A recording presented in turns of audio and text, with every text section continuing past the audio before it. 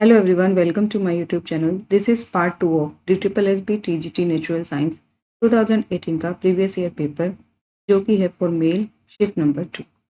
Part 1 में हमने बात करी थी 1 to 40 क्वेश्चंस के बारे में जो कि रिलेटेड थे बायोलॉजी पोर्शन। सारे क्वेश्चन जो थे यहाँ पर 40 के 40 बायोलॉजी पोर्शन से रिलेटेड थे। आज इस वीडियो में जो है हम लोग हमारे केमिस्ट्री पोर्शन के क्वेश्चन के बारे में बात करेंगे। तो शुरू करते हैं आज की वीडियो। क्वेश्चन नंबर 41 है identify the conjugate base of NH3।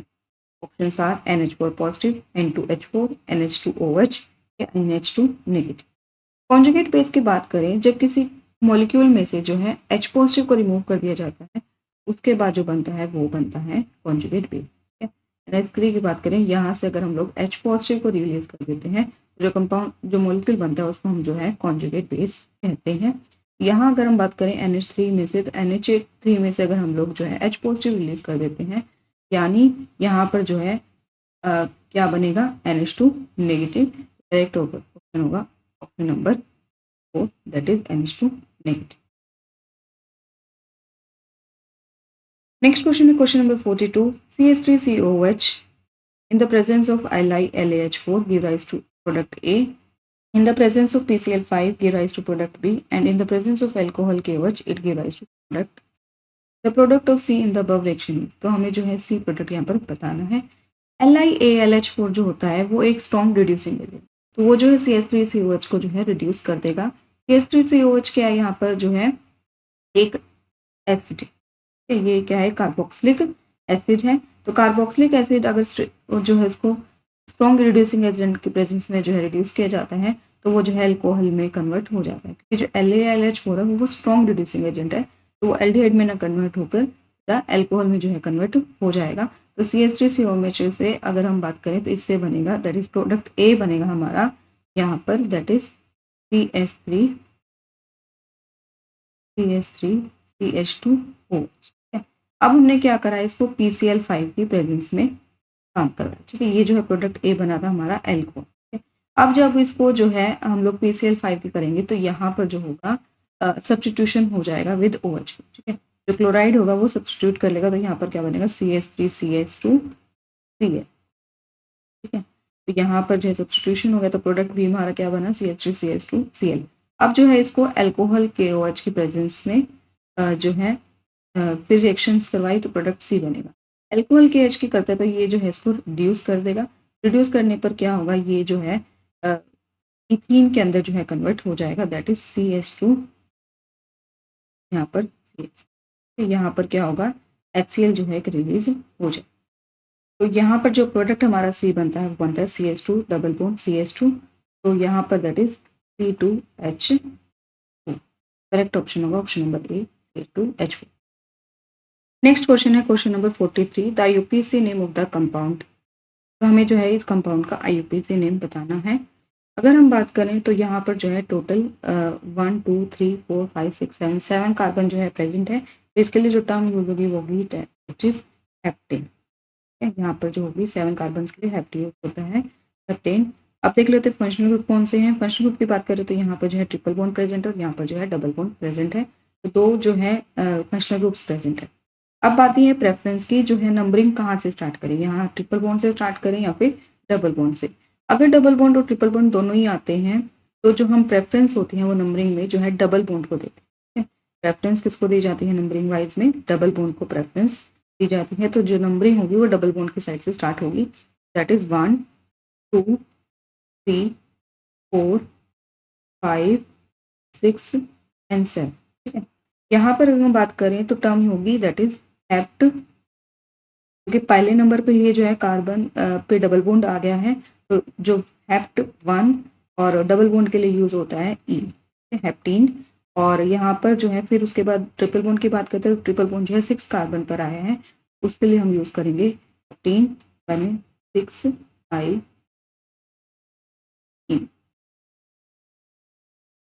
YN, ये टर्म यूज की जाएगी। या इसको हम ऐसे भी लिख सकते हैं हेप्टीन 6 1 6 आइन या फिर 1 हेप्टीन 6 आइन, इस तरह से भी इसको टर्म को कहा जा सकता है। अगर इसको इसके हिसाब से देखें तो यहाँ पर होगा option number third is correct, that is hept 1 en 6 ion.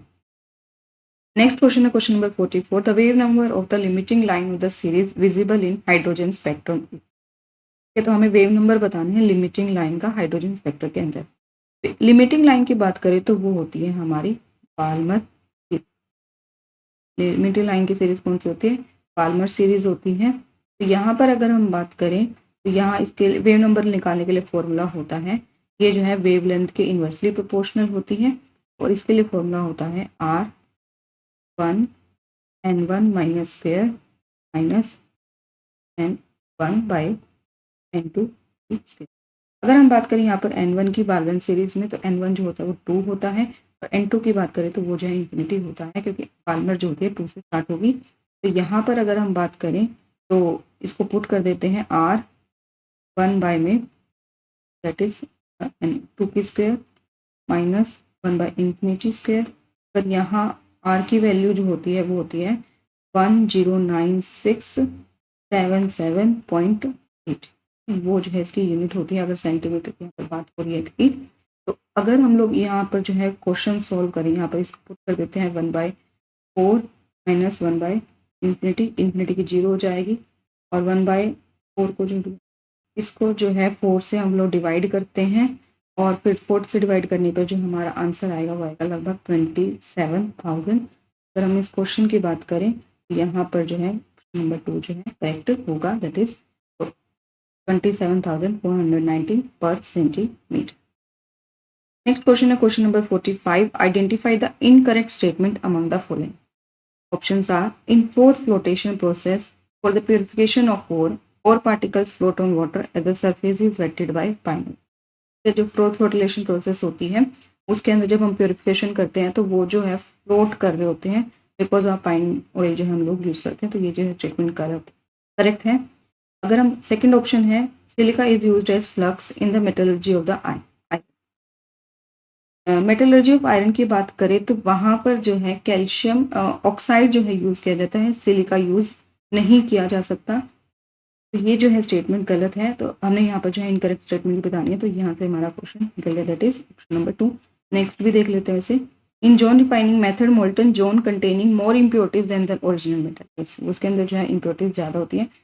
Zirconium and titanium are purified by van Arkel method, ये दोनों जो है वार आर्कलाइट मेथड द्वारा जो है प्योरीफाई किए जाते हैं। तो ये स्टेटमेंट भी करेक्ट है। इस क्वेश्चन में जो स्टेटमेंट इनकरेक्ट है वो है option number 2, that is silica के जगह जो है कैल्शियम ऑक्साइड यहाँ पर यूज किए जाते हैं मेटलर्जी ऑफ आयरन के अंदर। नेक्स्ट क्वेश्चन है question number 46, Henry laws is not applicable if pressure of the gases is too high, gas does not react with solvent, gas does not undergo dissociation और association, या फिर temperature is high. अगर हम बात करें Henry law में तो जो प्रेशर होता है वो बहुत ज़्यादा हाई नहीं होता है, तो ये अगर हाई प्रेशर होगा तो जो हेनरी लॉ वो एप्लीकेबल नहीं होगा। तो करेक्ट स्टेटमेंट है ऑप्शन नंबर 1। नेक्स्ट क्वेश्चन है question number 47, an amphoteric oxide of metalloid present in 15th group, the possible electronic configuration of this is. अगर हम बात करें 15th ग्रुप तो 15th ग्रुप में जो है नाइट्रोजन, फॉस्फोरस, आर्सेनिक और सेबियम आते हैं, ठीक है। अगर हम बात करें यहाँ पर इन्होंने पूछा है एम्फोटेरिक ऑक्साइड ऑफ मेटलॉइड, तो एम्फोटेरिक ऑक्साइड की अगर हम बात करें मेटलॉइड की तो वो होता है आर्सेनिक। यहाँ पर जो इसके बनते हैं एम्फोटेरिक ऑक्साइड्स, तो इसकी जो है इन्होंने इलेक्ट्रॉनिक कॉन्फ़िगरेशन पूछी है, ठीक है। अगर हम बात करते हैं यहाँ से पहले कौन सा जो है नोबल गैस होगा, अगर हम बात करें helium, neon, argon and then xenon, ठीक है। इसके साथ जिनोन होगा, लेकिन आर्गन जो है इससे पहले आएगा। आर्गन के बाद जो है हम लोग अगर हम बात करें 15th ग्रुप है, 15th ग्रुप में लास्ट वैलेंस इलेक्ट्रॉन कितने होंगे, 5 वैलेंस इलेक्ट्रॉन यहाँ पर होंगे। तो वैसे तो सब में ही जो है वैलेंस इलेक्ट्रॉन 5 है।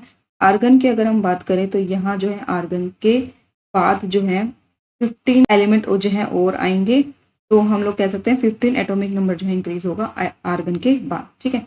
आर्गन के बाद अगर हम बात करें, वैसे तो आर्गन ये अकेला दिया हुआ है, तो यहाँ पर जो करेक्ट ऑप्शन होगा ऑप्शन नंबर 1, और यहाँ पर 10, 2 और 3 दैट इज 15 जो है प्लस कर दिए जाएंगे, करेक्ट ऑप्शन होगा ऑप्शन नंबर 1। इसकी कॉन्फ़िगरेशन है argon 3d10 4s2 4p3। Next question है question number 48, leaching method is suitable for the concentration of the following और options are calamine, cinnabar, cassiterite या फिर आजेनेटाइट। अगर हम बात करें लीचिंग मेथड की तो वो जो है आजेनेटाइट के लिए जो है यूज किया जाता है, तो करेक्ट होगा ऑप्शन नंबर। नेक्स्ट क्वेश्चन है question number 49, Ag2 plus Ag give rise to 2Ag positive is an example of, options are precipitation reaction, disproportionation reaction, form proportionation या फिर डिस्प्लेसमेंट रिएक्शन। प्रेसिपिटेशन रिएक्शन की बात करें तो यहाँ पर जो है प्रेसिपिटेट बनता है, यहाँ पर कोई नहीं बन रहा तो यहाँ पर ये ऑप्शन नहीं होगा। डिस्प्रोपोर्शन रिएक्शन की बात करें तो वहाँ पर जो है एक ऑक्सीडेशन स्टेट से दो जो है डिफरेंट ऑक्सीडेशन स्टेट जब बनती है तो उसको हम लोग जो है डिस्प्रोपोर्शनेशन रिएक्शन कहते हैं।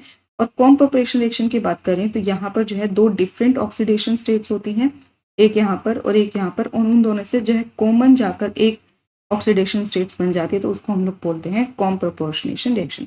यहाँ पर बात करें इसमें जो है 2 पॉजिटिव जो है ऑक्सीडेशन स्टेट है और यहाँ पर जो है 0 है, 2 और 0 है यहाँ पर ऑक्सीडेशन स्टेट है और दोनों ही कॉमन बना के जो है +1 की ऑक्सीडेशन स्टेट बना रहे हैं, तो करेक्ट ऑप्शन होगा ऑप्शन नंबर 3। ठीक है, जब दो जो है मिलकर एक कॉमन ऑक्सीडेशन स्टेट बनाते हैं, डिफरेंट ऑक्सीडेशन स्टेट से एक कॉमन ऑक्सीडेशन स्टेट बनते हैं तो उसको हम बोलते हैं कॉम्प्रोपोर्शनेशन रिएक्शन। नेक्स्ट क्वेश्चन है question number 50, the correct order of electronegativity among the following is. Electronegative का ऑर्डर जो हमें यहाँ पर बताना है। अगर हम बात करें इलेक्ट्रोनेगेटिविटी की तो जो टॉप से बॉटम अगर हम जो है जाते हैं तो वो है डिक्रीज करती है। ठीक है, टॉप से बॉटम जाते वक्त जो है डिक्रीज करती है। ऑप्शन नंबर में 1 में बात करें दैट इज कार्बन ग्रुप यहाँ पर जो है दिया हुआ है ग्रुप नंबर 14, तो इसमें जो इन्होंने सिलिकॉन और जर्मेनियम है उनके जो है इलेक्ट्रोनेगेटिविटी सेम बताई है, जबकि जो है जर्मेनियम की कम होती है, सिलिकॉन की ज़्यादा होती है, तो ये जो ऑप्शन है गलत होता है यहाँ पर। इसी तरह अगर हम बात करें यहाँ पर भी जो है फॉस्फोरस की और सेबियम की जो है इक्वल दी हुई है तो ये भी स्टेटमेंट गलत है, और आर्सेनिक की जो है कम होती है तो ये इस वजह से भी स्टेटमेंट गलत बनती है। फिर आता है उससे टेपो, ये स्टेटमेंट जो है करेक्ट होता है। तो ऑक्सीजन की जो है सल्फर से ज़्यादा होती है और पोलेनियम की जो होती है सबसे कम होती है, तो करेक्ट ऑप्शन होगा ऑप्शन नंबर 3। इसी तरह इन्होंने जो है फोर्थ में ऑप्शन में देखे तो इधर भी जो है एल्यूमिनियम की सबसे कम दी हुई है जबकि एल्यूमिनियम की सबसे कम नहीं होती, तो ये ऑप्शन भी जो है गलत होता है। नेक्स्ट क्वेश्चन है question number 51, the solubility of sodium chloride in water is due to, options are ion dipole interactions, London forces, ion induced dipole interaction या dipole dipole interaction. Potassium chloride की बात करें तो ये जो है स्ट्रॉन्ग आयन होता है, ये एक स्ट्रॉन्ग आयन होता है। यहाँ पर जो है के पॉजिटिव और Cl नेगेटिव में जो है ब्रेकडाउन हो जाता है। के पॉजिटिव जो होते हैं वो OH नेगेटिव, वाटर के जो OH नेगेटिव होते हैं उसकी तरफ अट्रैक्ट होते हैं और उनके बीच में इंटरेक्शन होता है, और Cl नेगेटिव का जो होता है H पॉजिटिव के साथ होता है, तो इनके बीच में जो है आयन डाइपोल इंटरेक्शन बन जाता है, तो करेक्ट ऑप्शन होगा ऑप्शन नंबर 1। नेक्स्ट क्वेश्चन है question number 52, a radioactive nucleus that is parent emits 1 alpha and 2 beta particles then the daughter nucleus is. ठीक है, यहाँ पर क्या बोलना है इन्होंने कि एक रेडियो एक्टिव न्यूक्लियस था, उसमें से एक अल्फा पार्टिकल और 2 बीटा पार्टिकल जो हमने रिमूव कर दिया है, तो डॉटर न्यूक्लियस क्या होंगे, पेरेंट के साथ उसका क्या रिलेशन होगा हमें ये बताना। एक रेडियो एक्टिव हम लोग यहाँ पर ले लेते हैं, ठीक है, मान लीजिए एक्स है कोई भी, पेरेंट यहाँ पर दिया हुआ है, और उसका एटॉमिक नंबर और मास नंबर हम लोग लेते हैं। एटॉमिक नंबर जो है जेड और मास नंबर जो होगा एम से हम लोग यहाँ पर रिप्रेजेंट कर लेते हैं। ठीक है, अब इसमें इन्होंने क्या करा, एक अल्फा पार्टिकल्स को रिमूव करवा। अल्फा पार्टिकल्स का अगर हम बात करें तो वो क्या होता है, दैट इज मास उसका नंबर 4 होता है और एटॉमिक नंबर उसका 2 होता है, ये इन्होंने रिमूव करवा दिया एक। ठीक है, तो इसके बाद क्या बना, ये एक्स पार्टिकल्स क्या रह गया, M-4 और Z-2। ठीक है, तो ये जो बन गया। अब इसमें से इन्होंने क्या करा, 2 बीटा पार्टिकल्स को जो है इन्होंने रिमूव करवा दिया। ठीक है, तो वो बीटा पार्टिकल्स इन्होंने लिए। ठीक है, दैट इज B-1 और 0, और इन्होंने कितने लिए, टोटल 2 जो है यहाँ पर ली है। ठीक है, अगर बीटा पार्टिकल में से जो है इलेक्ट्रॉन यहाँ पर रिमूव कर लिया जाए, इलेक्ट्रॉन कर लिए जाएंगे तो वहाँ पर जो है पॉजिटिव चार्ज पीछे की तरफ आ जाएगा। ठीक है, लेकिन यहाँ पर जो है मास नंबर कोई भी यहाँ पर प्रेजेंट नहीं होता, सिर्फ इलेक्ट्रॉन जो है रिमूव होंगे। अगर हम बात करें एक्स, मास नंबर जो है अभी भी M-4 ही रहेगा, लेकिन यहाँ पर जो जेड होगा दैट इज एटॉमिक नंबर होगा वो चेंज हो जाएगा। -1 जो है 2 इलेक्ट्रॉन यहाँ पर जो है रिमूव करवा दिए गए हैं, तो पीछे जो है पॉजिटिव चार्ज आ जाएगा। तो -2 पहले था, अब जो है पॉजिटिव 2 चार्ज आ गया उसके ऊपर, तो ये कितना हो गया वापस जो है जेड हो गया एक्स, तो +2 -2 -4, और यहाँ पर क्या आ जाएगा जेड आगे। ठीक है, ये जो आपस में कट जाएंगे। अब अगर इसको और इसको हम लोग कंपेयर करें, ये वाली स्ट्रक्चर और ये वाली स्ट्रक्चर, यहाँ पर जो है एटॉमिक नंबर सेम है, जेड पहले भी था, जेड अभी भी है, बट मास नंबर जो है चेंज हो गया है। तो ऐसे कंपाउंड जिसका जो है एटॉमिक नंबर सेम होता है और मास नंबर डिफरेंट होता है उसको हम लोग कहते हैं आइसोटोप। तो करेक्ट ऑप्शन होगा ऑप्शन नंबर 3। नेक्स्ट क्वेश्चन है question number 53। The correct order of first ionization value of sodium, magnesium, aluminium, silicon in kilo joule per mole is. तो हमें जो है फर्स्ट आयनाइजेशन वैल्यू हमें बतानी है। अगर हम बात करें sodium, magnesium, aluminium and silicon, तो ये अगर सोडियम जो होता है 11 होता है, मैग्नीशियम 12, एल्यूमिनियम 13 और सिलिकॉन 14। ठीक है, ये जो है हमारा ऑर्डर रहता है।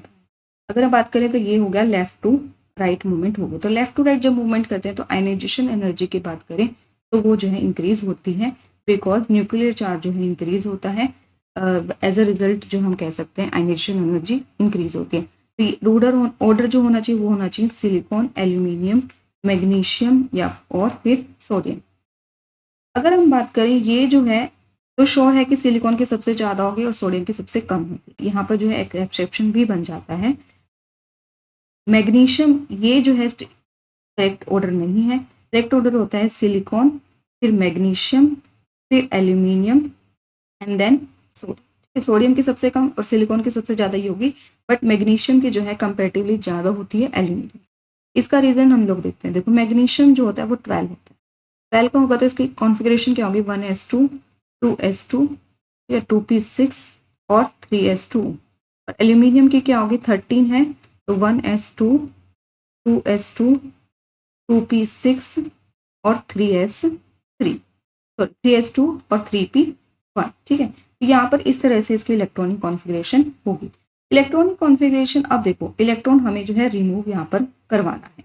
अब मैग्नीशियम क्या है, मैग्नीशियम कहता है कि मेरे पास ना लास्ट जो इलेक्ट्रॉन है वो एस ऑर्बिटल में है। एस ऑर्बिटल जो है मेरा फुली फिल्ड है, मेरे पास काफ़ी स्टेबिलिटी है। फुली फिल्ड जो होता है वह ज़्यादा स्टेबल होता है।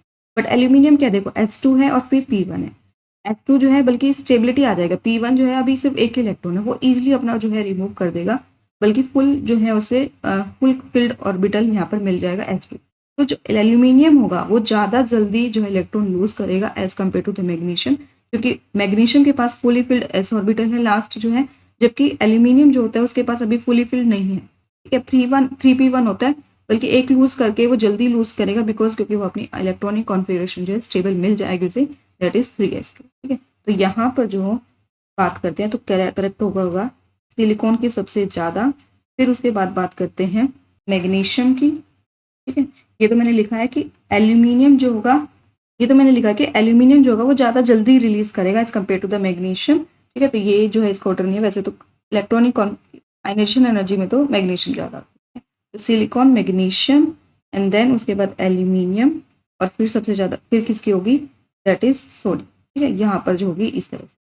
तो सबसे कम जो है 577, देखो 496। तो यहाँ पर तो गलत हो गया कि सोडियम की जो है इन्होंने मैग्नीशियम से ज़्यादा दी है, तो ये स्टेटमेंट गलत हुई।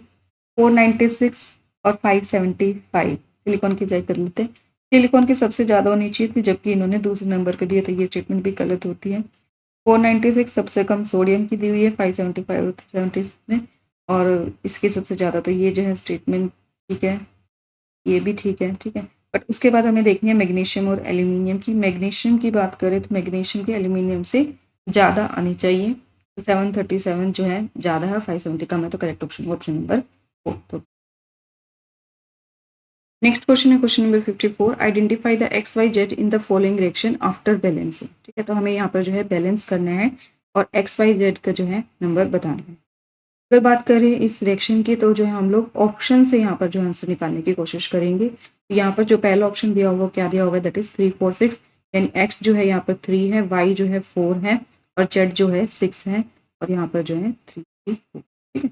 तो यहाँ पर अगर हम देखें मैग्नीज यहाँ पर भी 3 हो गई, यहाँ पर भी 3 हो गए, बैलेंस हो गए। फिर ऑक्सीजन को देख लेते हैं, 12 प्लस 4 3 जा, यहाँ पर कितना है 4 4 जा 16 और 1 ऑक्सीजन यहाँ पर आए, 3 2 जा 6 6 3 जा 18 और 3। ठीक है, अगर हम बात करें इस बैलेंस की तो यहाँ 24 और 3 27 हो जाएगा, 12 और 6 यहाँ पर कितना हो जाएगा 8 29। तो ये जो है बैलेंस नहीं होता है यहाँ पर, तो ये 29 हो गई, यहाँ बैलेंस हो, तो ऑक्सीजन बैलेंस नहीं होती, यहीं पर ही खत्म हो जाती है रिएक्शन। ठीक है। तो नेक्स्ट हम सेकेंड ऑप्शन देखते हैं यहाँ पर हमारा, दैट इज 269। 269 अगर हम लगा दें 2 6 2 9 और 2, ठीक है। यहाँ पर हम दे मैग्नीज, मैग्नीज जो है इसके साथ 2 बैलेंस हो गया। ऑक्सीजन बात करें 2 4 8, 6 4 जा 24 और 1 मैग्नीज की बात, ऑक्सीजन यहाँ पर देखें तो 4 9 3 जा 27, ऑक्सीजन जो चीज 2, तो 29 + 4 33 यहाँ पर होगी और यहाँ पर भी 34 है। तो ऑक्सीजन यहाँ पर बैलेंस हो जा रही है। अब देख लेते हैं दैट इज आयरन, आयरन जो है यहाँ पर 6 2 18 और यहाँ पर जो है 18, तो ये भी जो है आयरन भी जो है यहाँ पर भी 18 बनते हैं, यहाँ पर भी 18 बनते हैं बैलेंस। और फिर हाइड्रोजन, हाइड्रोजन 2 है यहाँ पे और यहाँ पर भी 2, तो ये भी जो है बैलेंस हो गया। तो करेक्ट ऑप्शन होगा 2, तो यहीं से जो हमारा आंसर निकल। नेक्स्ट क्वेश्चन है question number 55, the reaction that take place at anode during corrosion of iron is.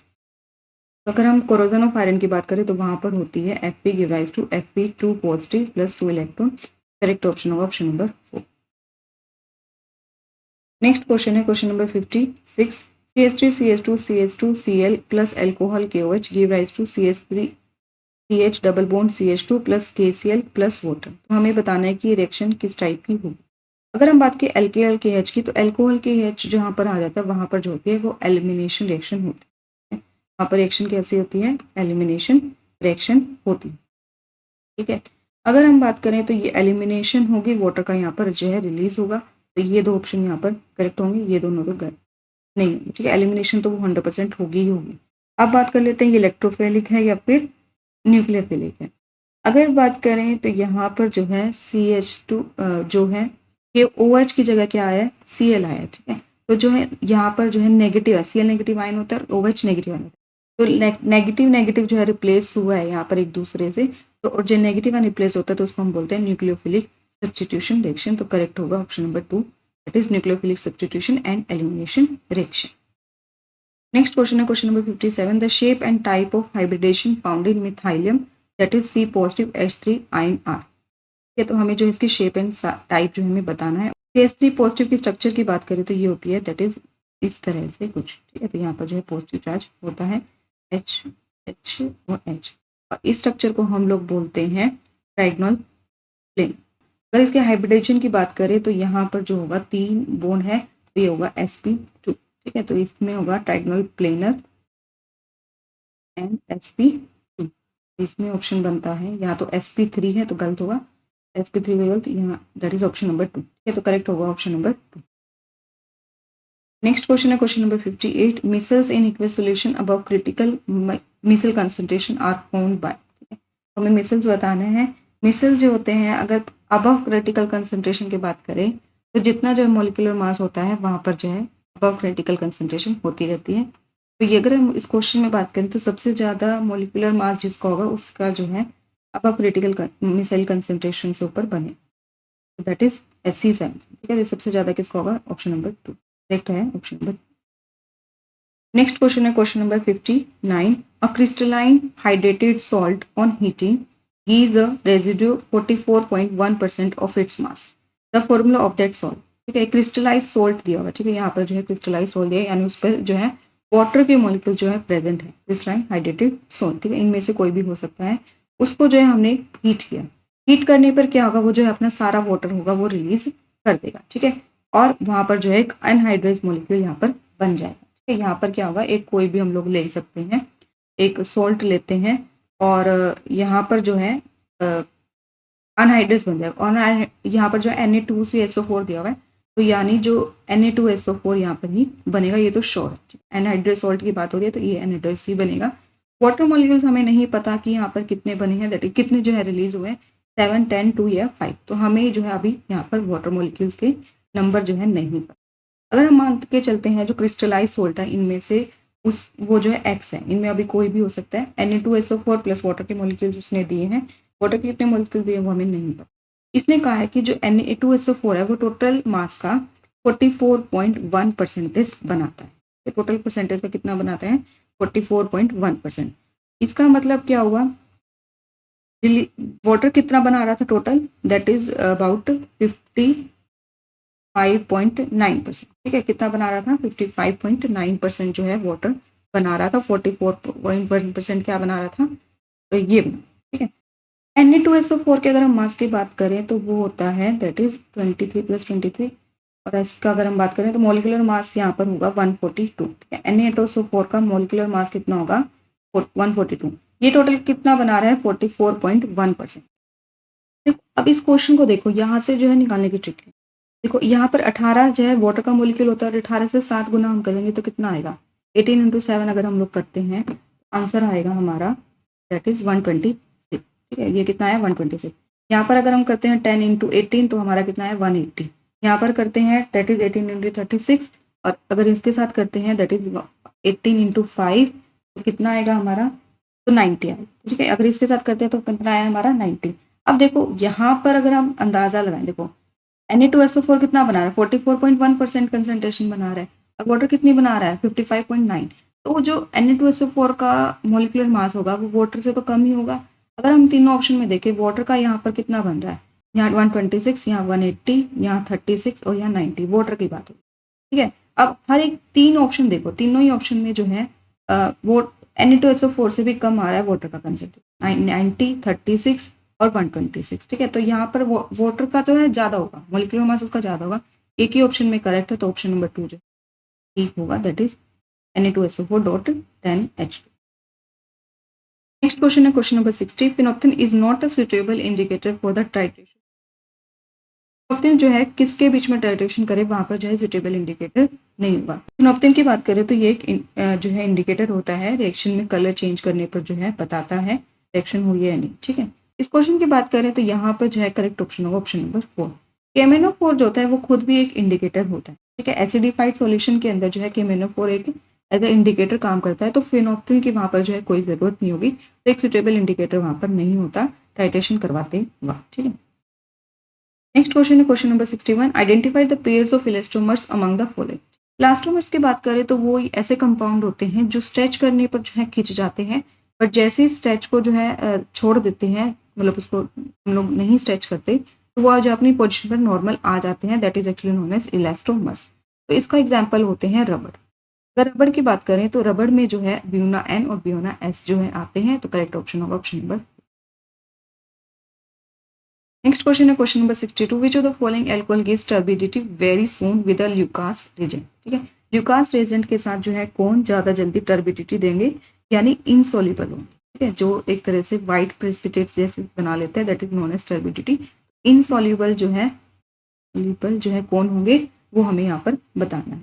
Lucas reagent की बात करें तो यहाँ पर जो है जिंक क्लोराइड, जिंक क्लोराइड और कंसंट्रेटेड HCl जो है जब हम लोग यूज करते हैं तो उसको हम बोलते हैं Lucas reagent, that is anhydrous zinc chloride.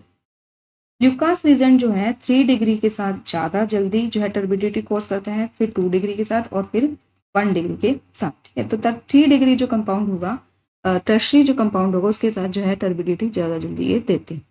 तो अगर हम इस क्वेश्चन में बात करें तो ये जो होता है एक प्राइमरी होगा, ये 2 है यानी सेकेंडरी, और ये जो होगा टर्शरी होगा, तो करेक्ट ऑप्शन होगा ऑप्शन नंबर 3।